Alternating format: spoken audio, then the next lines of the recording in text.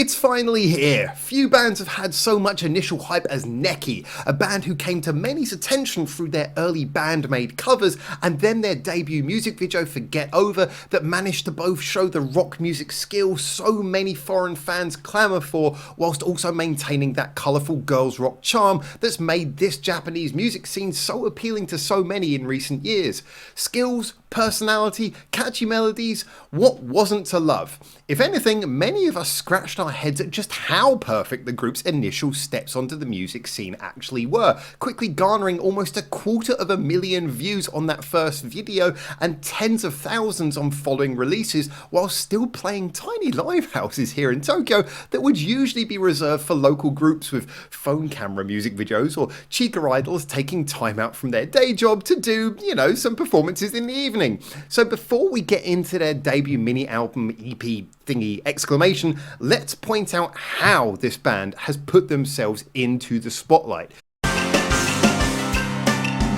See, almost every step they've taken so far has been pretty much perfect, ingratiating themselves to the online audience. So let's have a quick look at that first of all, so that we can really understand why this band has got that hype. Now, step number one, as far as I'm concerned, and I've said this a million times before, but the best way to get attention out the gate is to, cover bands whose fans you think would also like you.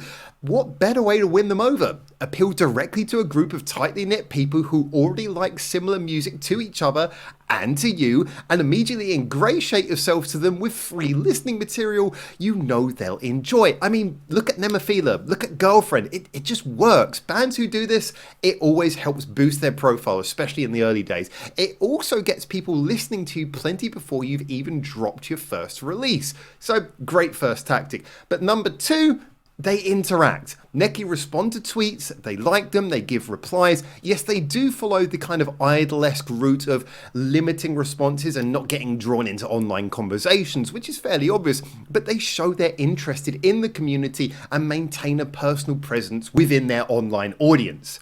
Step 3, visually distinct music videos. Not one of their videos looks like it costs enough to require a record company to make it rain, but all 3 are well filmed, have distinct locations, colour palettes, and all 3 of them focus on the band being the band, playing their music, performing to their audience behind the camera. They're all immediately recognisable videos, but direct, fun, and didn't require exorbitantly expensive locations or effects to pull off. No, it's just them being them.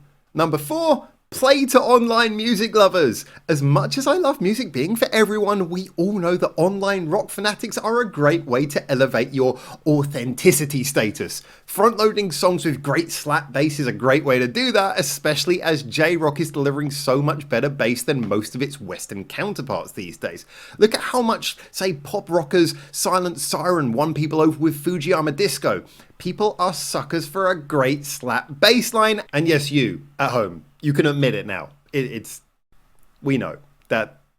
And Neki's preview videos and single member highlight videos really draw attention to this musicianship that is at the centre of so much of their music. In fact, I believe Kanade was even highly ranked in Love Bites' bassist auditions just over a year ago, so a bit of social media momentum even leading into this project as well.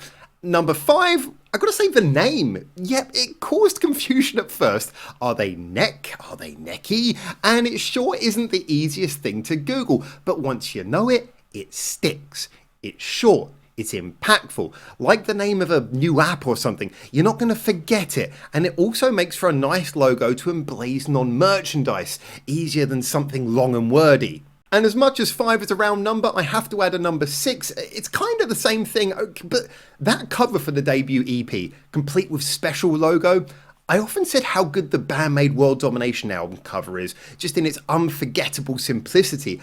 I feel like Neki have done something similar here though, just with more colour, and I'm here for it. The logo might not be quite as legendary as the Band-Maid one, but it's a damn fine cover for a debut and it stands out on the shelf for sure.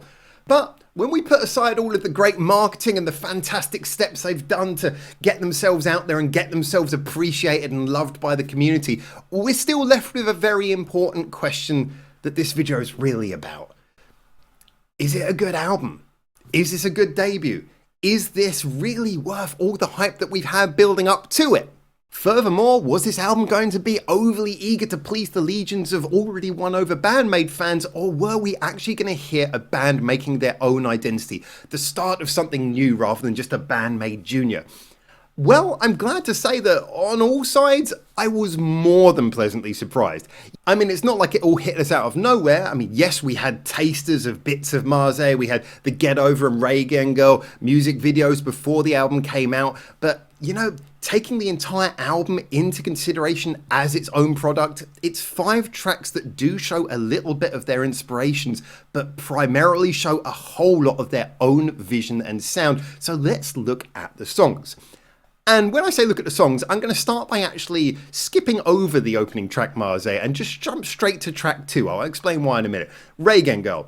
Undoubtedly one of my songs of the year. Reigen Girl encapsulates so much of what makes Neki stand out.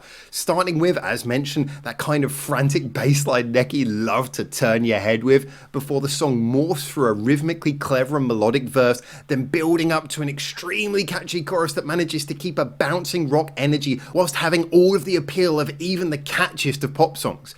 Endless Game then follows next, and to my money is probably the most underrated song on his album.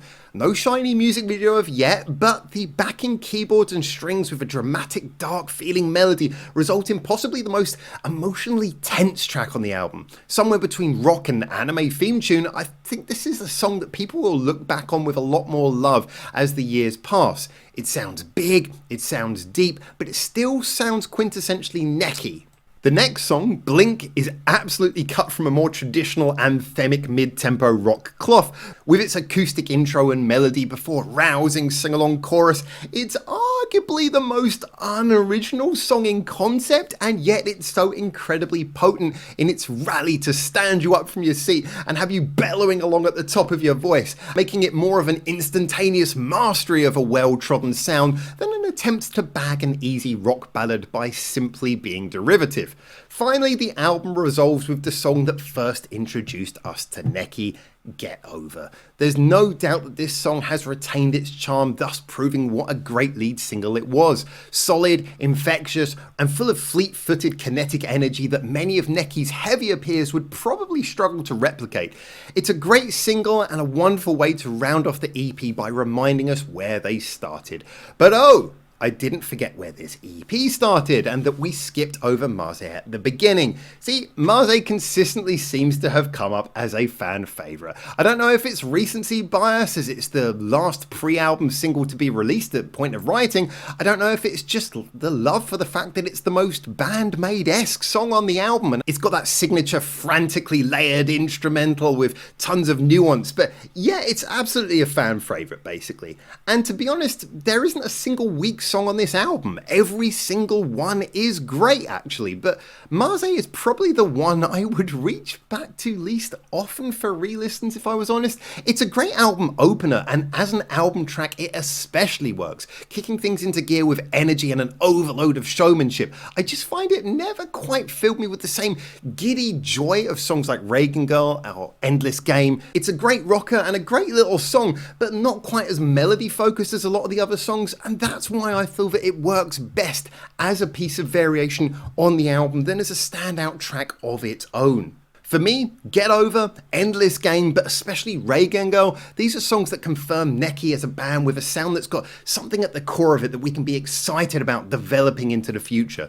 The maturity of the songwriting and how it develops through all the normal sort of verses and choruses and pre-choruses we're used to hearing from so many contemporary bands, but with a more effortless and effective use of rhythmic devices, melodic expression. There's so much going on in this that you would probably miss if you just took them for being another light rock band, but when you really look at it, this is a band who know how to add detail and nuance in that effortless way.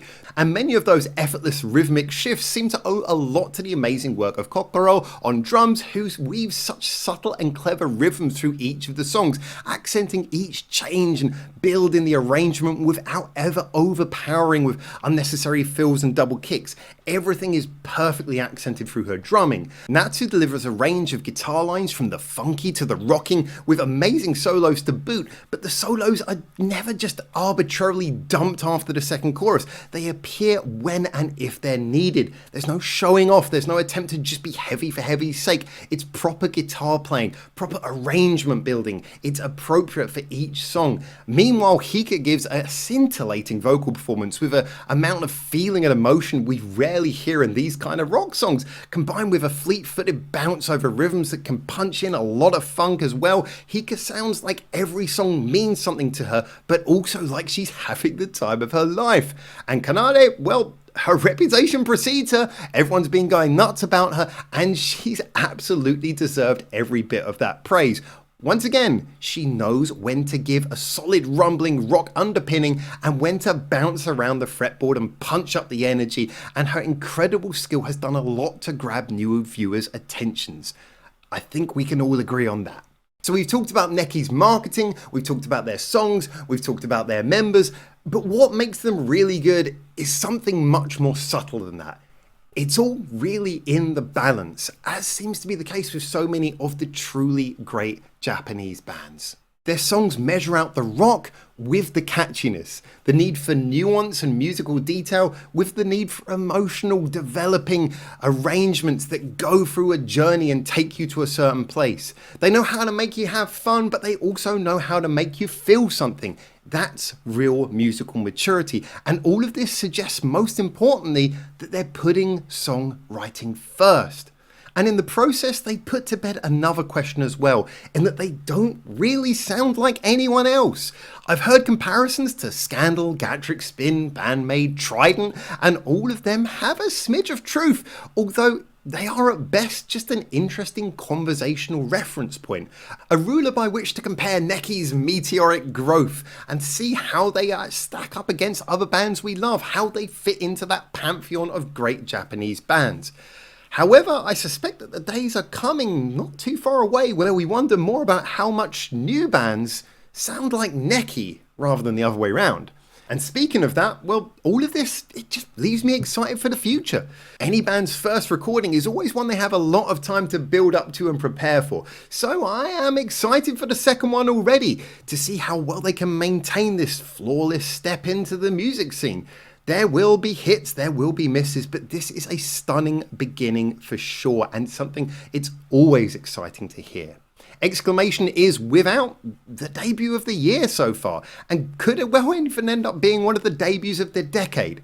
Time will tell, but for now, first steps taken, first steps very well achieved. But as always, this is just what I think, so get in the comments, tell me your opinions, and until I hopefully see you very soon in Japan for the next one of these. For now, ciao ciao.